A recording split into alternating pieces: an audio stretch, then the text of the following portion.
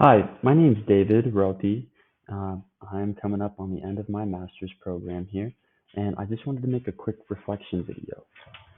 So, for starters, how my teaching philosophy has developed and how it's grown over my experience for this student teaching program.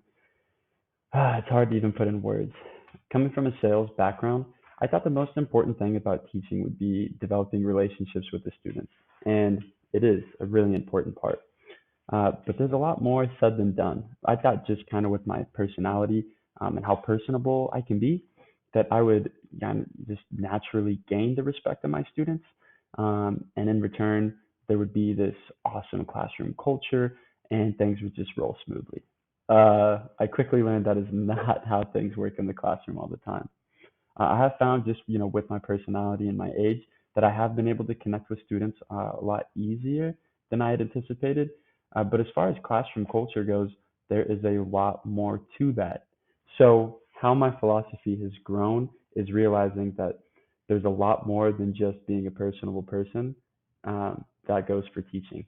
You need to be consistent, you need to be respectful, and you need to be willing to adapt. So, these are all ways that I've kind of grown. At first, I kind of found that the students maybe didn't respect me, maybe thought it was all fun and games.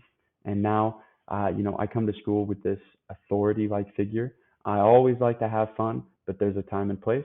And I'm finding myself becoming more serious and stepping into that role, being that authoritative figure in the classroom, being that leader. So how my philosophy has grown is yes, relationships are still at the forefront, but you have to be respectful. You have to be a leader and a role model. So that is the that is the biggest area of growth I've had over this entire program, I would say. Secondly, technology. Technology is a huge asset in the classroom. At Rogers High School, where I'm doing my program, we use Teams, Microsoft Teams. This has been a great way to keep students informed, keep them updated with what we're doing in class. That way, if they're absent, I have a calendar that I post weekly. This gives them the layout for what we're going to do next week, what we're doing this week. So if you're absent one day, you can go on. You already know the assignments that you have to work on, and they're on Teams. So you can either come to class, you can ask for a hard copy that we might have completed in class, or you can take that initiative and you can complete the assignment on Teams even before you come to class and try to catch up to speed. So Teams, that is the the largest technology, biggest asset we have in the classroom.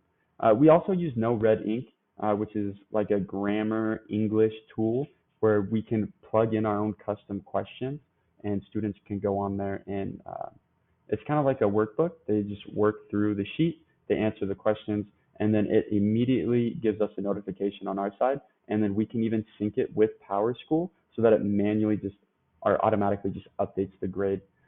So that's been a huge tool as well as far as technology. But final answer, Microsoft Teams, without a doubt. Great technology tool. Lastly, teaching with a Christian viewpoint. Again, I'm going to put this under the category of relationships, right? As Christians, we are open minded, we are accepting, we are loving, we are caring, right? So keeping that Christian viewpoint in public school, religion, Christianity, can sometimes be a hot topic button. But as a Christian, it's just important that you hold true to your values and you let them show through, even in a public setting. And that means forgiveness.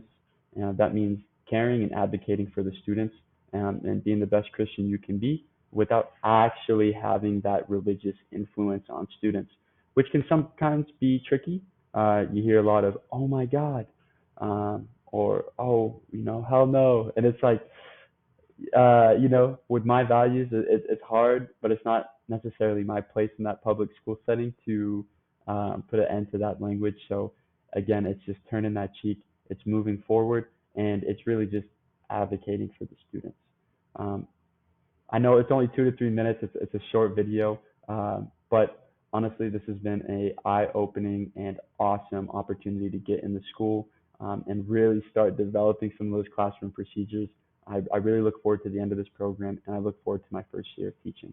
Thank you for watching.